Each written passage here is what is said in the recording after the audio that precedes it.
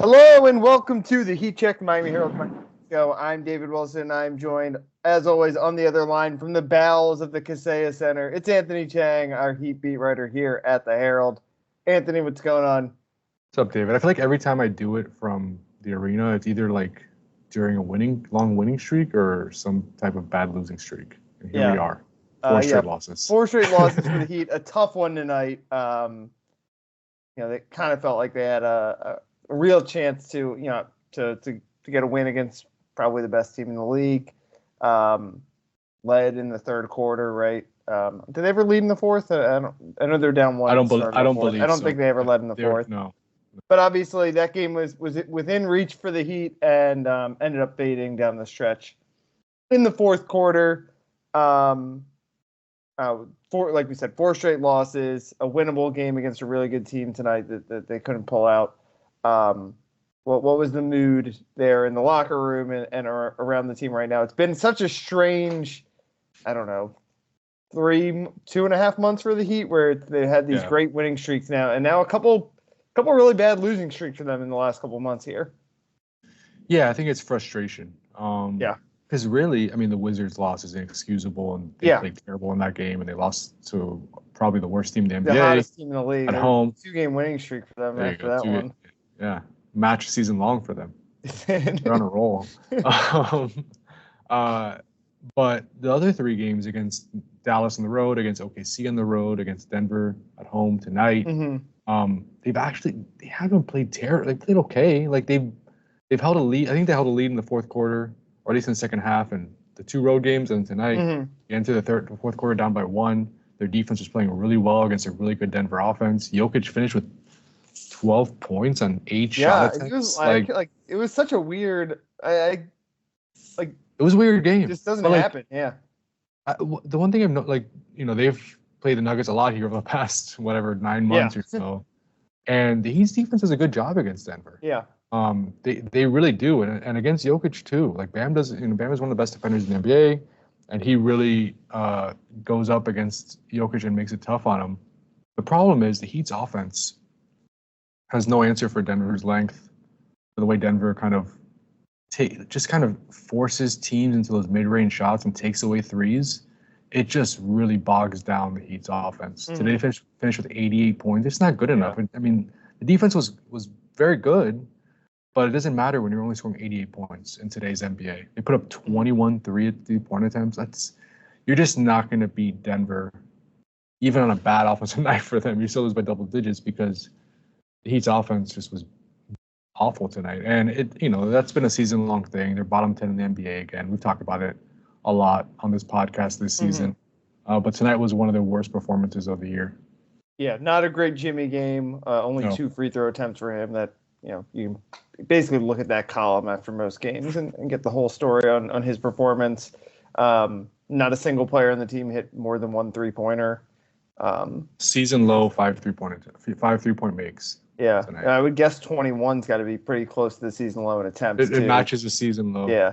They actually outscored Denver 52-42 in the paint, which is hard to do against this Denver team. They get the best center in the league.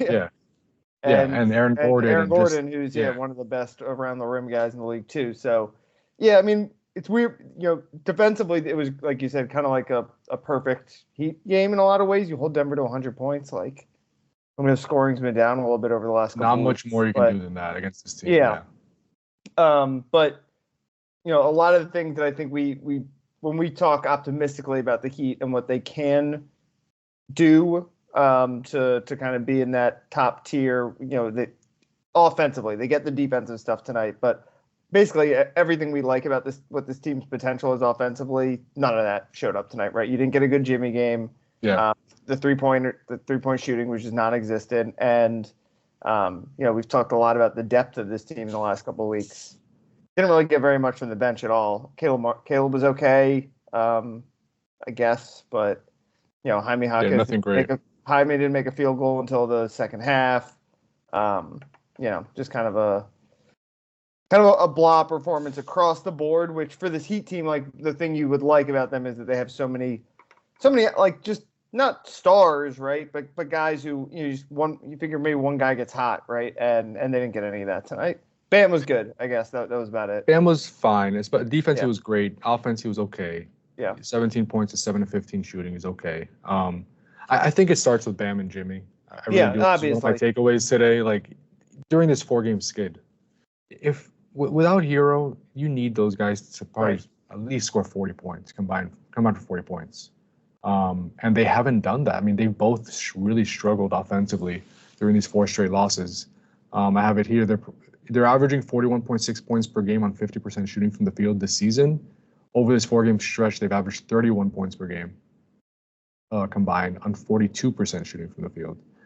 That is just not winning basketball for this team, because then you're asking other guys around them to have to produce at a higher level just to get to enough points to beat an average NBA team, right? It's been a struggle for them during these 4 games, and I think that's one of the biggest problems going on right now. You go through it. I mean, Luka outscored Bam and Jimmy by himself in that first loss of the skid. Then Shea did the same thing. The next night, he outscored him, Bam and Jimmy by himself. I mean, you're not going to win games that way when the other team's star is outscoring your 2 stars by himself. Then Kyle Kuzma scores a game-high 32 points in that game against the Wizards. And then tonight, there wasn't like Jokic didn't go off, and Michael Porter Jr. finishes with a game-high 25 points. Points isn't everything, and that's not what defines kind of Bam and Jimmy and what they do, scoring. But they need to score more than what they've been doing. Yeah, I mean, they're still the drivers of the offense, and you can get. I mean, the Heat have done it forever. They've gotten away with basically, and when Herro's out there, it's different, right? Because they need to do more, right? Yeah, but there have been a lot of games over the years where one guy has 16, 18 points or whatever, and it's fine because the other guy goes for 30. And the way this team is designed, that's good enough because the way this defense plays, the way they've shot the 3 for the most part over the last few years. But yeah, it's very. I mean, you don't have a single player crack 20, right? Pretty much impossible to win in the NBA these days if that doesn't happen. So, across the board, not on the offensive end. I don't know if there's a single positive. What do you make of you mentioned the Denver's length? You don't think of Denver as this great defensive team, but they are pretty good. They're top 10. They're pretty good, yeah. Yeah. The way they just are able to take the Heat out of their element, is there a solve for that somewhere for this team? And is it something unique that Denver you think can do that anyone else they're going to come across come playoff time? I think it's pretty unique because of Denver's scheme and their personnel. They have length and size they can put on Jimmy. There aren't really many mismatches Jimmy can hunt when you have Michael Porter Jr. is not a great defender, but he's big, good enough, and he's long and he's big. You have Aaron Gordon. Jokic is an underrated defender. He takes up a lot of space and is just smart. I guess you could pick on Jamal Murray. That's a huge front line. That's it's honestly like the Lakers team that they lost to in the similar. The bubble. Yeah. I guess, and even KCP's he was guarding Jimmy in the post a few times, and he's smaller than Jimmy, but he's a really good. Also on that Lakers team. Yeah. So Jamal Murray is the only guy, and I think that is an issue.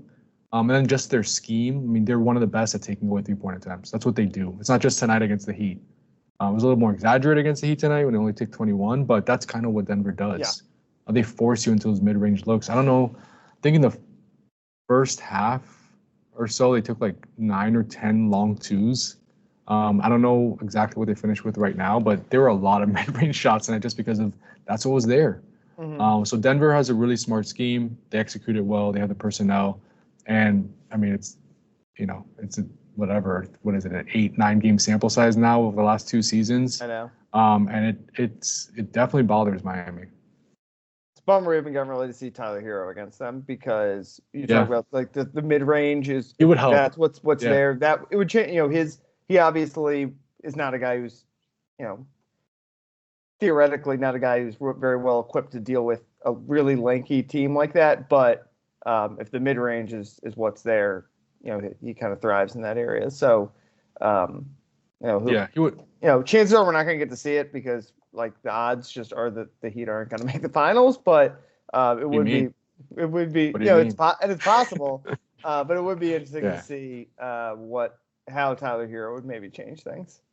He would definitely help in this matchup. The way he kind of navigates that mid-range area and the way he can kind of slither in and out of different spaces. That's important against this team because their length can cover so much ground, because they kind of they close gaps pretty quickly. You need a guy who could kind of slither between that drop coverage and find the open space and has the ability to hit that mid-range or that one-handed floater that Tyler, does pretty well.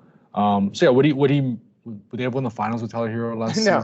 I don't know, but he would definitely help. That's for sure. Yeah. 4-game losing streak, as we said. Any themes other than, I guess, the Bam and Jimmy? Is that kind of the big takeaway for you from these last 4 games? That's probably number one. But I go back to when they were winning games a few weeks ago. They were playing really well, the best basketball of the season. It was behind elite defense. I think they had the second best defense in February. Jimmy was producing an all NBA version again. They need that. I mean, this defense was good tonight, but I was looking at it right now. Like over this 4-game skid, they're ranked 19th in defensive rating. That's just not good enough with an offense like this. You need to be top 5, definitely top 10 to win games consistently. They're 26th in offense, 19th in defense during this 4-game skid, and Jimmy's not producing an All-NBA level, not even close. So to me, that is the biggest issue right now. It should help that you're going to go up against Detroit the next 2 games. In Detroit. Detroit and then Joel Embiid lists Philly. Like it's Philly on the second or back-to-back, and then Cleveland will be tough to end the trip. Yeah. But that Philly game's big though because you're chasing them in the standings. So yeah. You're 1 game back right now. That tiebreaker still to be determined because they still have 2 matchups against Philly. But that's a big one. But yeah, they kind of need to, after this 0-2 homestand and losing 4 straight, they kind of have to try to go 3-1 during the trip, especially with 2 games against Detroit. And then you split Cleveland and Philly. You anything less than that is just not a positive trip, not a successful trip. Especially where they are in the standings. They're 8th place right now. They're, I think last time we spoke, 4th was a real possibility with the way they were playing. And now they're, I think, 3 games back of 4th place. And New York is getting healthier. New York is in 4th place.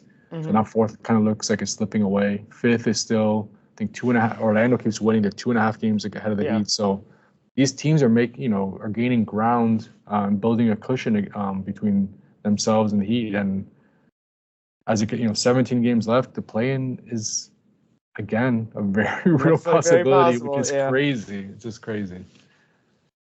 Yeah, they cannot help themselves. A couple other topics before we wrap things up. One, we talked last week about Patty Mills. I think we talked right after they signed him. Just kind of early thoughts on him. I like that he's wearing number 88. Yeah, it's a fun number, right? Yeah. He said it was 8 taken by Jamal Cain. Yeah, he's always been 8, like everywhere. Yeah. 8 is taken by Jamal Cain, a 2-way contract player, but the vet didn't want to take the number, especially in the middle of the season. Yeah, middle of the season. And he said it was meaningful because it's like reflecting, like looking at himself with the 2 8s. So I guess there's some meaning behind it, or at least he's telling himself that. But I've been surprised a little bit that he's played so much. Played as much, yeah. Yeah, he's been in the rotation the last 3 games. How many minutes? He got like a lot of minutes tonight, I think. It's 14 minutes tonight, which is like kind of like more than we thought he was going to be getting. Yeah. He scored 2 points on 1 of 6 shooting, so not a great night for him. His first game in I think in OKC was his best one. I think he had like 13 points in like 16 minutes or something like that, or maybe vice versa. But he shot the ball well. I mean, his job is to space the floor, right? I think all of his minutes have pretty much come next to Jimmy in those bench lineups. Yeah. I just basically like go out there and provide space and make outside shots if you're open. He didn't do that tonight, but you can see why the Heat signed him. I would imagine once Kevin Love and/or Tyler Herro return, he probably won't play as much or won't play at all. But he's definitely useful. I think one other thing to note is DeLon Wright he just hasn't played. He was one of the 3 guys who didn't play tonight. I don't think he's played like 3 or 4 straight games. They've opted to go with Patty Mills' spacing his outside shooting, which I kind of understand because the offense has been such a struggle for them. With Tyler Herro out, I guess you're missing an offensive piece. Yeah, and those bench lineups with Jimmy, that's what you need. Yeah. So it's just the fit too. I just think it fits better. But man, I really thought DeLon would help this team with his defense and his kind of being able to run the offense, but it just hasn't been the case yet. We'll still see him at some point, I'm sure. Yeah, it's always the case with the Heat. Like he'll have exactly. a game down the next week where he scores 12 points and has 8 then assists. All of a sudden he'll be in the rotation for like 2 weeks. Yeah, exactly. And Heat fans will fall in love with him, or they'll take a charge. They'll say he should start and play 35 minutes a game. Last topic I want to do before we get out, it's kind of been the big topic around the NBA, it feels like, over the last week, is the scoring, like the way that the numbers are down. Defense is kind of getting away with more. I think there's been a theory that maybe it's good for the Heat. What do you make of that? Do you think this I don't know. changing outlook? I'm kind of torn on it because, one, they want to play defense, but Jimmy's pretty reliant on getting the free throw line a lot. And I know he doesn't like cheat to get to the line like a lot of guys do, but still, if they're just not blowing the whistle as much. I mean, like we said, he only had 2 free throws tonight. Yeah, and actually, Eric Spoelstra addressed that after the game.